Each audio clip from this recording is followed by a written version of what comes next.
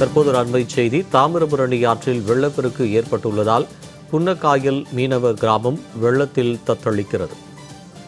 2000க்கும் மேற்பட்ட குடியிருப்புகளை வெள்ளம் சூழ்ந்திருப்பதால் மக்களின் இயல்பு வாழ்க்கை கடுமையாக பாதிக்கப்பட்டிருக்கிறது. அண்மை செய்தியாக பார்த்து வருவோம். குடியிருப்புகளிலிருந்து மக்கள் வெளியேற்றப்பட்டு தேவாலயங்கள் மற்றும் பள்ளிகளில் பாதுகாப்பாக தங்க வைக்கப்பட்டிருக்கின்றனர். தூத்துக்குடி மாவட்டத்தில் தாமிரபரணி ஆற்றில் வெள்ளப்பெருக்கு ஏற்பட்டிருப்பதால் புன்னக்காயல் பகுதியில் கடுமையான வெள்ளம் ஏற்பட்டிருக்கிறது. இது குறித்தான கூடுதல் விவரங்களுடன் செய்தியாளர் முத்துமோகன் நம்மோடு இணைந்திருக்கிறார். முத்துமோகன், இது குறித்தான விவரம். வணக்கம் ஸ்ரீதர். தூத்துக்குடி மாவட்டத்தில் கடந்த 2 நாட்களாக மாவட்டம் முழுவதும் பல்வேறு பகுதிகளில் பலத்த மழை பெய்து வருகிறது. மேலும் தாமிரபரணி ஆறு உற்பத்தியாகும் நெல்லை மாவட்டம், தென்காசி ஆகிய மாவட்டங்களிலும் பலத்த மழை பெய்து வரும் காரணமாக தாமிரபரணி ஆற்றில் 3 மாவட்டங்களிலும் கடும் வெள்ளப்பெருக்கு ஏற்பட்டுள்ளது. இதன் காரணமாக தூத்துக்குடி மாவட்டத்தில் தாமிரபரணி ஆற்றில் சுமார் 80,000 கன அடி தண்ணீர் செல்கிறது.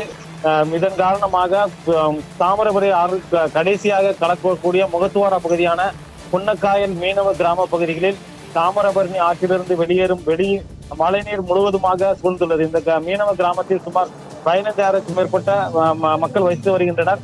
2,000 வீடுகளை இந்த கிராமம் முழுவதுமே தனித்தீவு போன்று இப்பொழுது காட்சியளிக்கிறது. இந்த கிராமத்தில் முழுவதுமாக மழைநீர் சூழ்ந்து பொதுமக்கள் இயல்பு வாழ்க்கை முற்றிலுமாக முடங்கியுள்ளது. இதில் மழை வெள்ளத்தில் வீடுகள் சூழ்ந்ததால் இங்கு கிராமத்தில் உள்ள பொதுமக்கள் தேவாலயம் மற்றும் பள்ளிகளில் தங்க வைக்கப்பட்டுள்ளனர். ஆனால் மாவட்ட நிர்வாகம் சார்பில் இதுவரை அவர்களுக்கு உணவு மற்றும் குடிநீர் வழங்க முறையான நடவடிக்கை எதுவும் எடுக்கப்படவில்லை என கூறப்படுகிறது.